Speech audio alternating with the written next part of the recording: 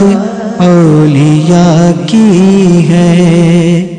सल्लु अलल हबीब सल्लल्लाहु अला Muhammad. Please take note that the programs and other transmissions aired on Madani channel may contain clips of various occasions and audible editing. Alhamdulillahi Rabbil Alameen, wassalatu wassalamu ala sayyidil anbiya'i wal mursaleen, amma ba'd, fa'a'udhu billahi minash shaytanir rajim, bismillahir rahmanir rahim. Wassalatu wassalamu alayka ya Rasulallah وعلى آلك وأصحابك يا حبيب الله. الصلاة والسلام عليك يا نبي الله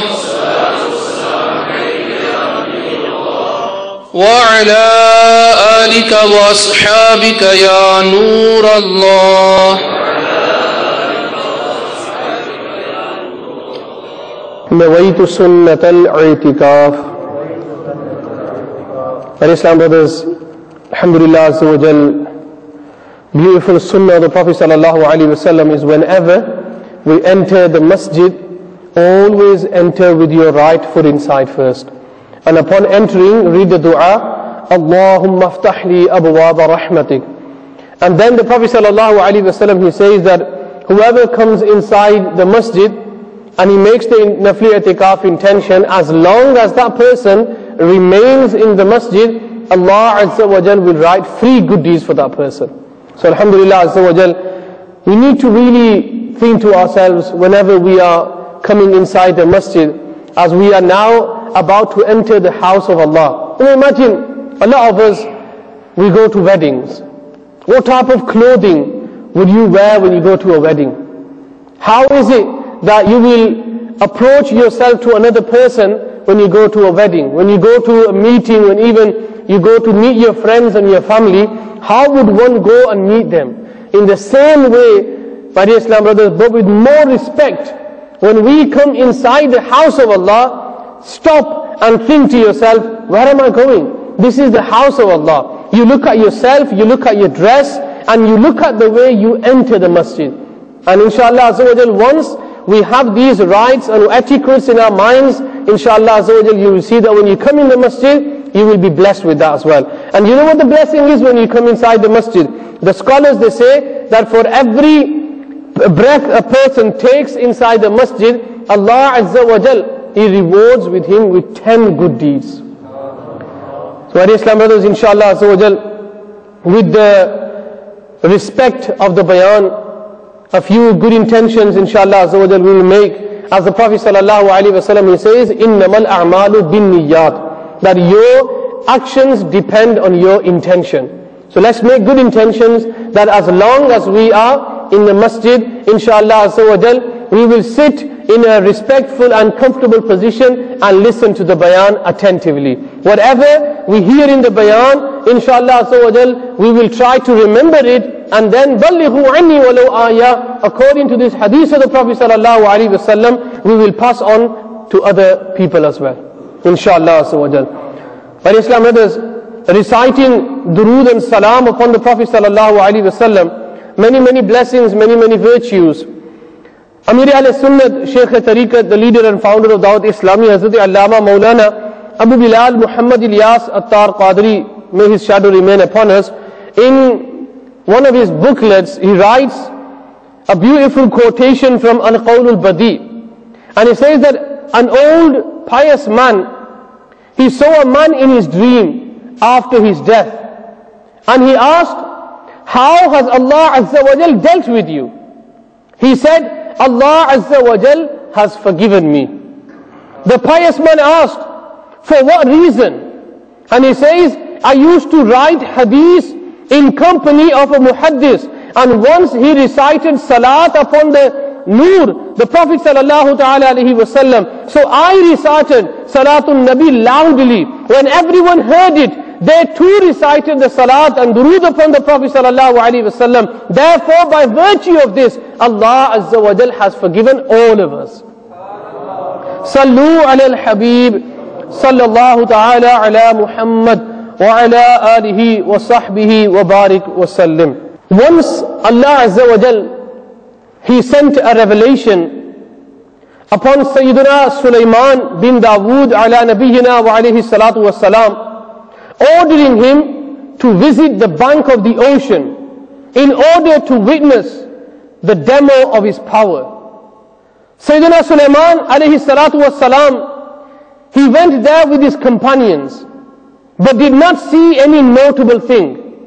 Therefore, he ala nabiyyina wa alayhi salatu was salam ordered a jinn to dive into the ocean and bring the facts from the deep. After coming out of the ocean, the jinn said, "O Prophet of Allah, I could not reach to the depth of the ocean, and neither did I see anything, any noticeable thing." He alayhi salatu was salam, he ordered another more powerful jinn. That jinn dived twice as deep as the first jinn, but he could not bring any information. So jinns, in the hadith of the Prophet ﷺ is mentioned that this is another creation of Allah. Just like there are humans, there are jinns as well who live in this world. And just like humans, they are born, they die, in the same way the jinns, they are born and they die as well. And how many jinns are there? From the books of the scholars we find there are 9 times more jinns in the world than humans. Imagine going to a very, very crowded place. Just take the Hajj for instance. More than 5 million people gather for Hajj every year. Imagine how many people there are. And we sometimes think there's loads of people here. Now compare that to 9 times as much jinn as well. That's just to give you an example how many the jinns are in this world. But they have a limited power. Jinns are more powerful than humans. Very, very powerful. Sulaiman alayhi salatu wasalam, when he built Masjid al-Aqsa, he ordered the jinns. And even today, scientists don't have a clue. How is it that these very, very big boulders and big stones, how can people carry them when they didn't have even any cranes at that time? How could they achieve that? So my dear Islam brothers, Islam tells us that it was the jinns who built that masjid. And alhamdulillah, the Prophet ﷺ, he says that jinns, they are powerful than humans. But when it comes to a wali Allah or the awliya Allah, how powerful are they? It says that Sayyidina Sulaiman alayhi salatu was salam, he then ordered his minister, Sayyidina Sheikh Asif bin Barkhiya rahmatullahi ta'ala. He was very, very close minister of Sayyidina Sulaiman alayhi salatu was salam. And he says that very shortly, Asif bin Barkhiya rahmatullahi ta'ala, he dived into the ocean and he brought back a grand 4-door white colored dome in the blessed court of Sayyidina Sulaiman alayhi salatu was salam. And one door was made up of pearls, the second of rubies, the third of diamonds, and the fourth was made of emeralds. There was not even a single drop of water inside the dome, despite all the doors being open. Can you imagine having something, for example, let's just take a cup. If you put a cup into a bucket of water, what happens? The cup gets filled with water. How is it that Asif bin Barkhiya rahmatullahi ta'ala, the dome he brought back with him, it had 4 doors, all the doors were open, and the dome was deep inside the ocean. Yet not even one drop of water was inside the dome. And he says that Sayyidina Sulaiman alayhi salatu was salam, he saw that there was a young man in the worship of Allah Azza wa Jal inside the dome. And he was reading his namaz, he was offering salah. And when he completed his salah, Sulaiman alayhi salatu was salam, he said to him, he gave salam to him, and he inquired about the secrets of this oceanic dome. And he said, "O Prophet of Allah, my father was handicapped and my mother was blind. I served them for 70 years. My mother made dua before she passed away that, oh Allah Azza wa Jal, give my son a long righteous life. My beloved father made a dua before he passed away that, oh Allah, give my son the ability to worship at such a place where the shaitan cannot even interfere with him. He says that I saw this oceanic dome when I came to the bank of this ocean. After the burial of my beloved father, I entered it. Meanwhile, an angel came and took this dome into the depth of the ocean. Upon asking Sayyidina Sulaiman alayhi salam, he said that I came over here in the blessed time of Sayyidina Ibrahim alayhi salatu wassalam. So how long has he been living in that dome? Since the time of Ibrahim alayhi salam. And that was hundreds of years before. Sulaiman alayhi salam, he realized that it's been 2,000 years since he has been in the oceanic dome. And he is still young. Not even a single hair of his had turned white. Regarding his food, he said, every day a green bird brings something yellowish in its beak. I eat it. It contains the taste of all the bounties of the world. It fulfills my hunger and thirst. In addition, alhamdulillah, I remain secured from heat, cold, sleep, laziness, drowsiness, loneliness, fear and horror. After that, upon the request of that young man and the order of Sulaiman alayhi salam, Sayyidina Asif bin Barkhiyar rahmatullah alayhi, he picked up that oceanic dome and took it to the back of the depth of the ocean. My dear Islam brothers, the reason for telling you this story is how this young man who's still alive was in the oceanic dome for 2,000 years. Allah Azza wa Jal was providing rizq for him. Allah Azza wa Jal was providing all the necessities that a human needs to survive. And even for 2,000 years have passed by, yet not even one of his hair has gone white. And he is still young. Why did this all happen? One thing, my dear Islam brothers, that was the dua of his parents. Ma baap ki dua. And that's what we need today. We need the blessing, we need the dua of our parents. And this is what I've chosen as my topic today. Rights and respects of parents. And it's very, very important that we know what the respect of parents are. Sometimes we think to ourselves, how can, and someone asked me the other day, how can someone become a wali Allah? Many reasons. You can be a wali Allah through ibadat, through worship, through piety and taqwa. But with the mercy of Allah, if Allah Ta'ala wills, you can become a wali Allah. Let's find about Sayyidina Bayazid Bistami, a very, very pious person of his time. One day it says that Sayyidina Bayazid Bistami radiallahu ta'ala anhu, as he was asleep, his mother called out to him. And she says, my son, I want a glass of water. Sayyidina Bayazid Bistami didn't say to his mom, it's cold outside, I can't be bothered. Can't you wait till the sun comes out? Can't you wait till the morning? Sayyidina Bayazid Bistami, immediately he goes outside and he gets his mom a glass of water. As he comes back in, he sees that his mom's gone back to sleep again. And then these thoughts started coming to his mind. Shall I leave the water with her next to her bed? Or shall I go to sleep? Or shall I stand here? And then after a short while, he made the decision that no. What if I go back to sleep and my mom wakes up and she asks for that water? And what if I can't hear her then? So his mom, Sayyidina Bayazid Bistami radiallahu ta'ala anhu, he made the decision that he will stand here until his mom wakes him up and he will give her the water. And he says that Bayazid Bistami, he stood there in the freezing night until when the muazzin was giving the azan for Fajr. His mom, she opened her eyes and she looked at her son and she says, my son, how long have you been stood here? And Bayazid Bistami rahmatullahi ta'ala, he says, oh mother, I went to get you the glass of water when you called me. I went and I got the glass of water and I feared that if I go back to sleep again, I might not hear you again. So therefore, I have stood here all night in the freezing so that you can have this glass of water. And my dear Islam brothers, what was the reply? When the mother, she heard this, she made a dua. She lifted her hands up and she says, oh Allah, I am pleased with my son. You be pleased with him as well. My dear Islam brothers, and Bayazid Bistami radiallahu ta'ala anhu, sometimes when people used to ask him, how is it that you achieved this status of karamat, this status of a wali Allah? And Bayazid Bistami radiallahu ta'ala anhu, he would sometimes say that it is the dua of my mother. My mum used to make dua for me. My mum made that dua for me. Allah Ta'ala has accepted me. And this is, my dear Islam brothers, seriously today, when we look into our communities, when we look into our neighborhood, we see that the lack of parents, the respect our parents are getting today. What if you imagine in today's time, what if someone's parents ask for a glass of water? Then what happens? You know, we answer back to our parents, go and get it yourself.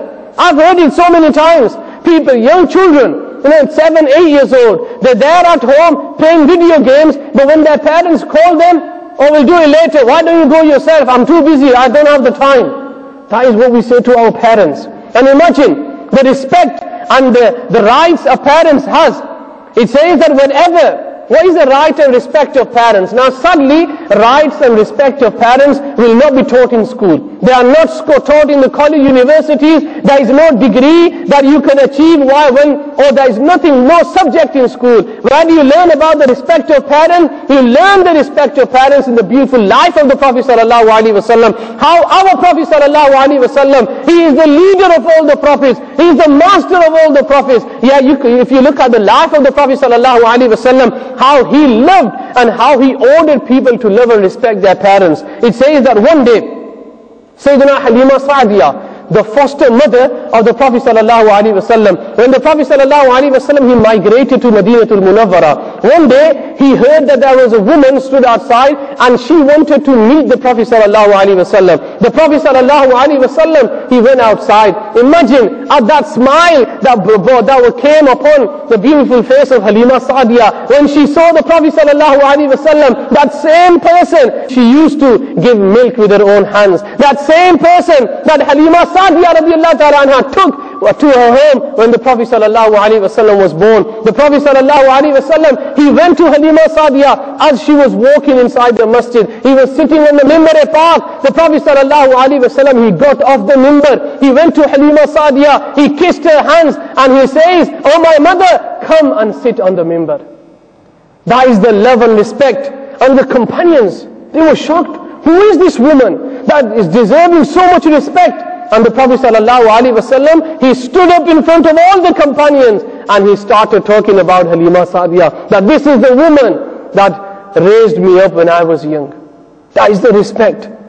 Today, my dear Islam brothers, the respect we have for our parents. Let's listen to this hadith of the Prophet sallallahu alaihi wasallam. It says that the Prophet sallallahu alaihi wasallam, he said, whenever you see your mother or your father coming up, stand up with respect. Don't talk to them by looking into their eyes. Whenever they call you, instantly reply, Labbaik, I am here, with respectful words, and never let your voice rise above the voice of your parents. Sayyidina Abdullah ibn Awn radiallahu ta'ala anhu's mother called him, and while replying back to her, his voice rose a little. As a compassionate, he freed 2 slaves. That is the ta'aleem, that is the tarbiyyat we get from the Prophet sallallahu alaihi wasallam. When your parents come inside the room and you are sat there in respect, you should stand up for them. How many of us do that? You should respect up to your parents. When you go, give them salam, kiss their hands. You know, there is another hadith of the Prophet sallallahu alaihi wasallam. Sometimes we think to ourselves, is Allah Ta'ala pleased with me? You know, we look at our ibadat, our worship, and then we sometimes have this question in our mind, is Allah Ta'ala pleased with me? And he says that the Prophet sallallahu ta'ala alaihi wasallam, he says that a person who wakes up in the morning and he sees that his mother and his father are pleased with him, then he should know that Allah is pleased with him. But if he wakes up in the morning and he sees that his mother or his father are not pleased with him, then he should surely know that Allah Ta'ala is not pleased with that person as well. So the pleasure of Allah, it lies with the pleasure of your parents. And it says that one hadith of the Prophet ﷺ is that when children look at their parents with merciful gaze, when they look at their parents with merciful eyes, Allah Azza wa Jal, looking at your father with beautiful eyes, with a respectful gaze, look at your parents. And the companions, alhamdulillah, the companions, they would always ask the Prophet ﷺ. One companion, he stood up and he said, Ya Rasulullah, what if someone looks at his mother 100 times a day? And the Prophet ﷺ, he says, Allah is the greatest and Allah Ta'ala has everything. Allah Ta'ala will reward him with Hajj Mabrur of 100 as well. So Alhamdulillah, I love and respect your parents, my dear Islam brothers. And this is an easier way of earning Hajj Mabrur. Now, being a companion, imagine someone being a companion of the Prophet of Allah on the Day of Judgment. One Sayyidina Musa alayhi salatu was salam, he asked Allah Azza wa Jal, Ya Allah, who is going to be my neighbor in paradise? Mera jannat mein saathi kaun hoga? Padosi kaun hoga? And Allah Azza wa Jal, he says, O Musa, go to so and so town and you will find so and so butcher. He is your companion in paradise. फुला इलाके में चले जाओ, वहां पर एक कसाई है, वो कसाई आपका जन्नत में पड़ोसी है. So Musa alayhi salatu was salam, he traveled to that area and he met up with this person, and the person, he never saw Musa alayhi salam, so he couldn't recognize him. But when he saw Musa alayhi salatu was salam, and Musa alayhi salam said that he was a traveler, so he took him to his house, he invited him for food. When they both sat down to eat, he put a very big basket next to him. The person, when they all sat down to eat, he put a very big basket next to him. And then, what he would do, he would put one food in his mouth, and then he would put two in the basket. And Musa alayhi salatu was salam was sat there, what is he doing? And then suddenly, they hear a knock on the door. So the person, he goes and he opens the door. Meanwhile, Musa alayhi salatu was salam, he looked inside the basket. There were two old people, one man and one woman. And as soon as they looked at Musa alayhi salam, they both smiled and they testified that the Prophet of Musa alayhi salam, and they passed away instantly. यानी दोनों ने मूसा alayhi salam को जब देखा, मुस्कुराए, कलिमा पढ़ा और दोनों फोत हो गए. Musa alayhi salatu, when the butcher, he came back and he looked at his parents, both of them passed away, and then he realized. He turns towards Musa alayhi salam and he started kissing his hands. He says, by Allah, are you the Prophet Musa alayhi salam? And Musa alayhi salam, he said, yes, I am. But who told you? And he says, I swear in the name of Allah Azza wa Jal, when I saw my parents who have passed away, my mother used to always make this dua, because I looked after my parents from a very young age, and my mother, she used to make dua that, oh Allah, make Musa alayhi salam my son's neighbor in paradise. यानी मेरे बेटे किसकी दुआ थी? माँ की दुआ थी. माँ ने क्या दुआ की? अल्लाह, मेरे बेटे को मूसा अलैहि सलाम का जन्नत में पड़ोसी बनाना. And the other, he says, my father, he made the dua, oh Allah, whenever we see the glooming face of Musa alayhi salam, Ya Allah, give us death there and then. And then I've realized that my father's dua has been accepted. Therefore, he has seen you, and they both passed away. And Musa alayhi salatu was salam, he says, do you know why I have come here? And the person, he says, no, I don't. And Musa alayhi salam, he says, congratulations, Allah Ta'ala has chosen you to be my neighbor in paradise. Walidain ki khidmat, one hand, a first waqia, 70 years he looked after his mother and father. And this man, when he was young, he started looking after his parents. But my dear Islam brothers, today seriously, what do we see in our community? Sadly, we are seeing care homes propping up in different places. In Pakistan, there are many care homes. There are many old people homes opening up in many cities in Pakistan. Why? Why is the need for a Muslim country to have care homes? It's not that people who live there, they don't have anyone there. No, it's they have their families there. But because people are so modern today, people don't have time to look after their parents. And sometimes people don't want to look after their parents. I can remember one time I myself, we went to a city in Pakistan and we met a doctor there. And the doctor, he says, let me tell you a shocking story that I came across. He says, one person from England, because I told him I'm from England, and he says, I know someone who came from England. And he says, from that day, that thing is still in my mind, that if someone can be like this as well. He came to me and he brought his old mother with him. And he said, Dr. Saab, my mom's really ill. and I left my business, my family, my kids, my wife, I've left them in the UK, I've come here to look after my mother, I've been here for 6 months, she's not getting better, nothing's happening, meaning she's not moving on. And the doctor, he goes, what do you want me to do? He says, Dr. Saab, I'll give you whatever you want. Give her an injection that at least she can go to the next world. यानी कोई ऐसा injection उसको लगाएं कि ये खत्म हो जाए ताकि मैं अपनी बिजनेस छोड़ कर आया हूं. My business, I'm losing money. And the doctor, he says, I told him, get out of my sight. Can you imagine children like that? Now imagine, all of us who are sat here, majority are youngsters. Imagine when you were young, you couldn't even feed yourself. You couldn't even walk yourself. You couldn't even clean yourself. Who did this all for you? It was your parents. They looked after you when you were young. They were looking after your needs before they could even look after their needs. I got a phone call from an Islamic brother the other day, and he says, I've got a 17-year-old son, and he's very, very critically ill. And he goes, he's got some kind of a mental illness. And he's always banging his head against the wall, he's screaming. And as he was talking on the phone, I could hear screaming in the background. And he says, can you hear them screaming? That's my son.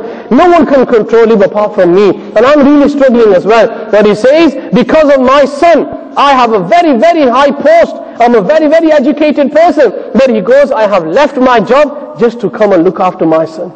Can you imagine? That is the father who's left his job to look after his son. Why is it when it's the time for the son to look after the parents, he cannot even give one hour of his job to come home early just to see his parents?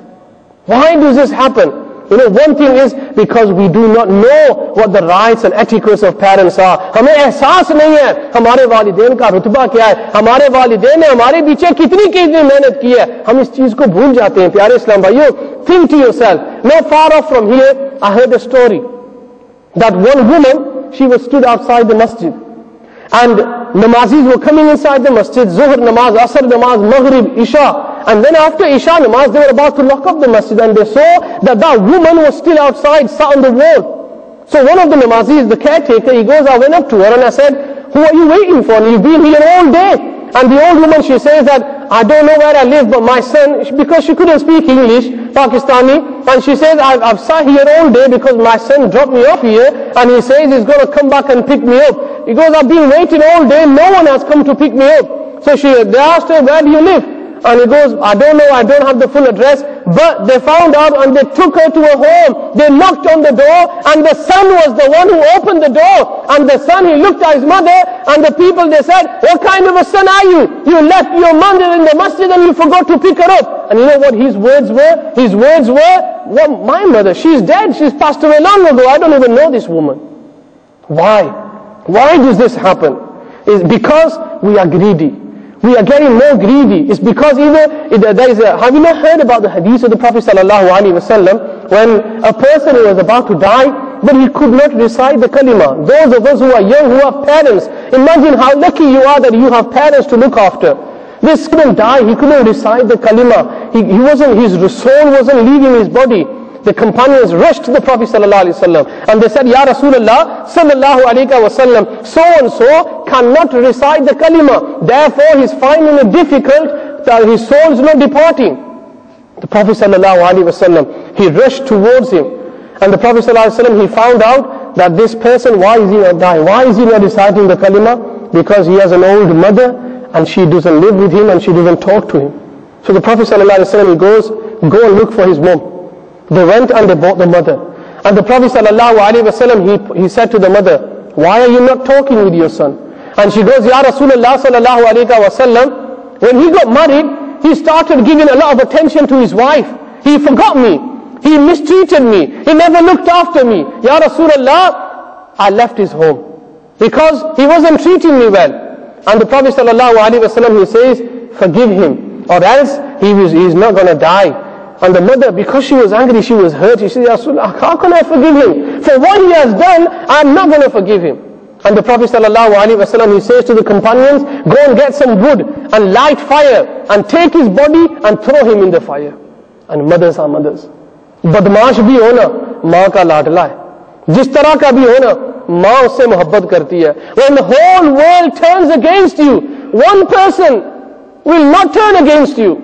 when everyone leaves you, when everyone doesn't even look at you, when everyone starts to disrespect you, there is one person in the world who will never ever disrespect you. That is the mother. जिस तरह भी है ना माँ सीने से लगाती है, बंदा जो कुछ भी करे, whatever you do, your mom will always keep you in comfort.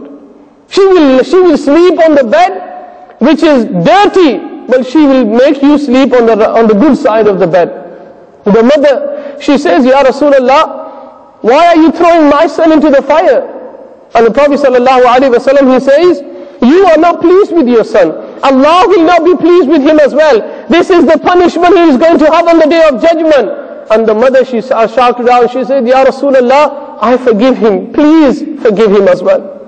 And as soon as she said, I forgive my son, he recited the kalima and he passed away. That is your mother.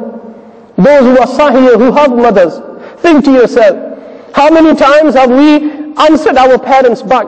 How many times your mom called you to do something, you didn't listen to your mother, you swore at your mother, you shouted at your mother. How many times? Imagine what if your mother, she feels pain. You stay outside all night, you're wandering around the streets with your friend, but your mother is still there looking at the door when my son is going to come back home. In 2007, there was a car accident. One of family relatives. And the guy who had in a car accident, he was with his friends clubbing. They were twice over the legal limit. And they were driving and they were racing someone. And they hit a skip which was on the street. And they hit that skip head on. Driver, he died instantly. This is the thing is, we hear these bayans over and over again. We have the scholars, we have people, we have elders who are telling us, don't do this, don't do this. Yes, still these things happen and happen again. When his mother found out, she was in a coma. She was in a state that for so many days she couldn't even smile, she couldn't even do anything. My son, 17-year-old, passed away. So think to yourself, next time when you're out there and you're with your friends, and it's late at night, don't think I've got my house keys, I can go back in home. Think about that mother as well. She will not go to sleep. Those who have mothers, you're causing pain to your parents. You're out there chilling out with your friends. Your mother will be sat at home crying. When something happens to you, you might be there. Who do you call? You call your mother, don't you?